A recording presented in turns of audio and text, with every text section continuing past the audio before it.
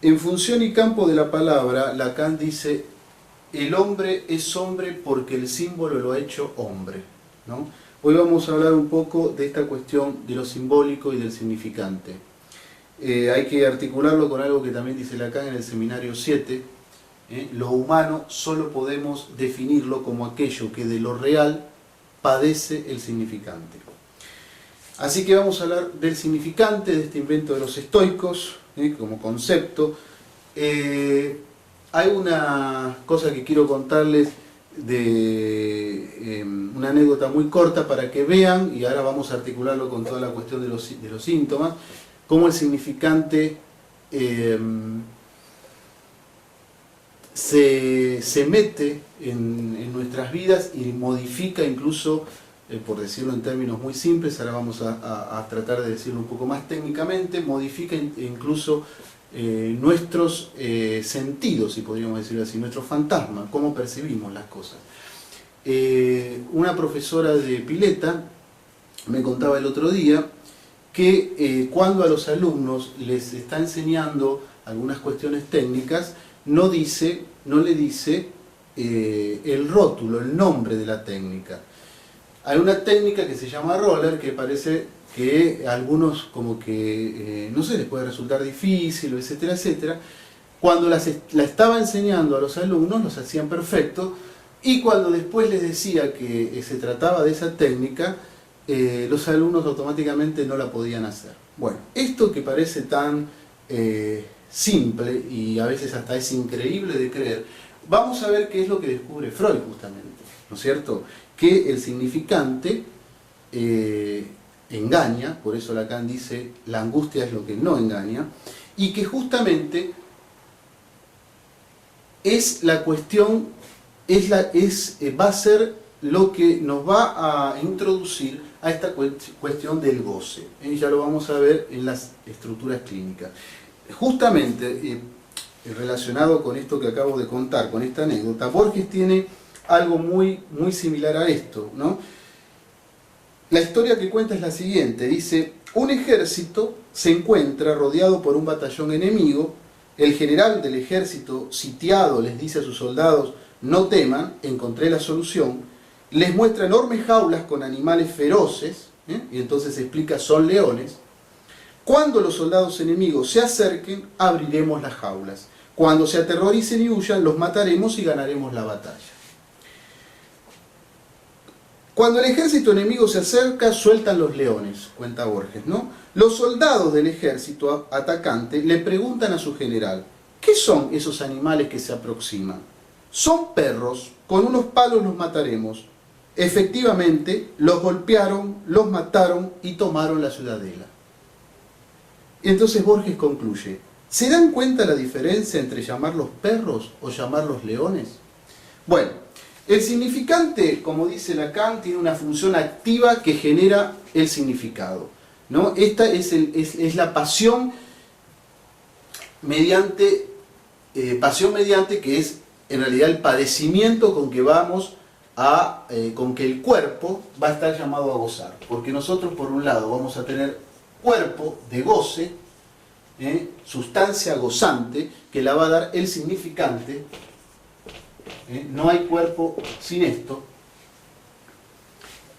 Y en ese nivel, en el nivel de que el significante estafa, podríamos decir, es cuando Lacan dice que el psicoanálisis es una estafa. Si nosotros tendríamos que poner algo en común entre el psicoanálisis y el significante, eso no hay duda que es la cuestión histérica o la histeria.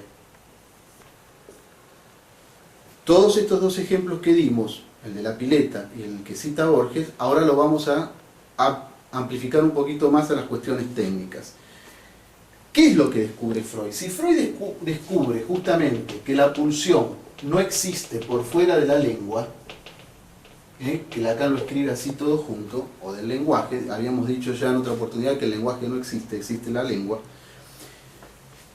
y que también descubre que lo inconsciente no existe fuera del significante, no existe por fuera del significante, que el significante va a ser lo que determina al sujeto.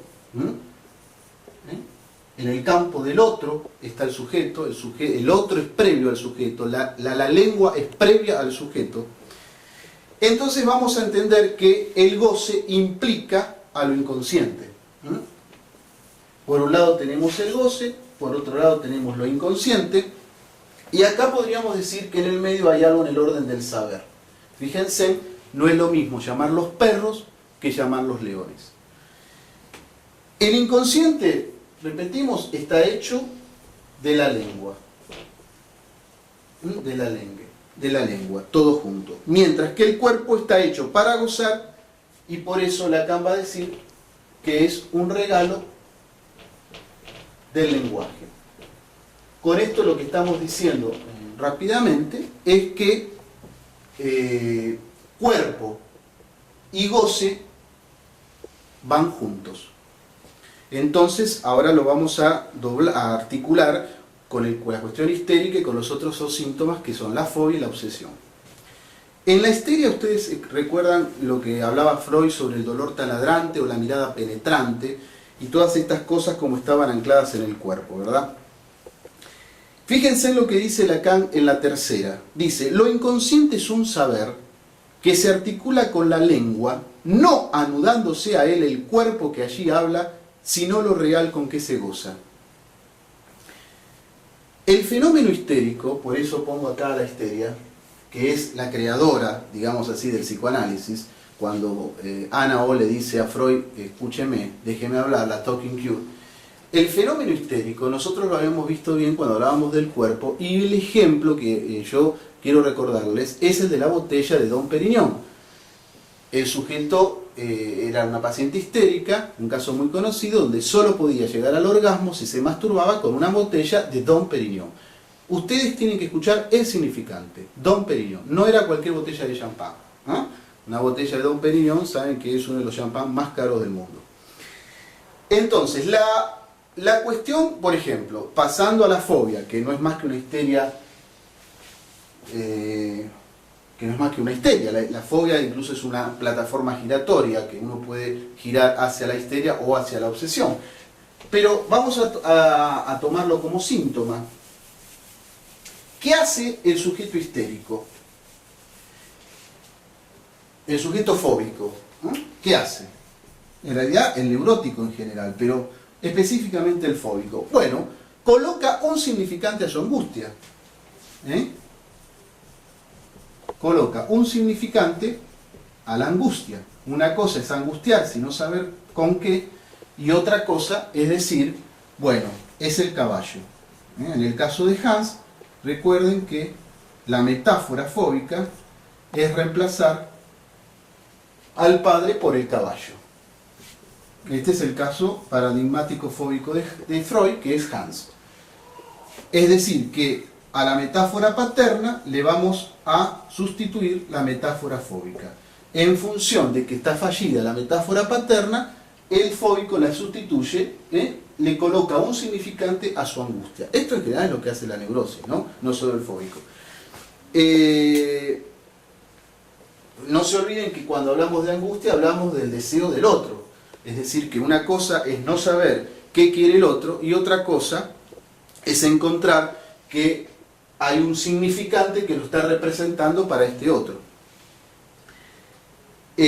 Acá también por eso tenemos en la fobia el fetiche, digamos que es la prima hermana de la cuestión fetiche, y por eso Lacan en el seminario 4 va a hablar mucho de esta cuestión. ¿Y qué pasa en la neurosis obsesiva? Con el caso paradigmático es el hombre de los lobos. Ustedes si recuerdan, en la neurosis obsesiva tenemos el significante quinto, la letra romana, el número romano, que remite a la hora quinta. Remite a la hora quinta.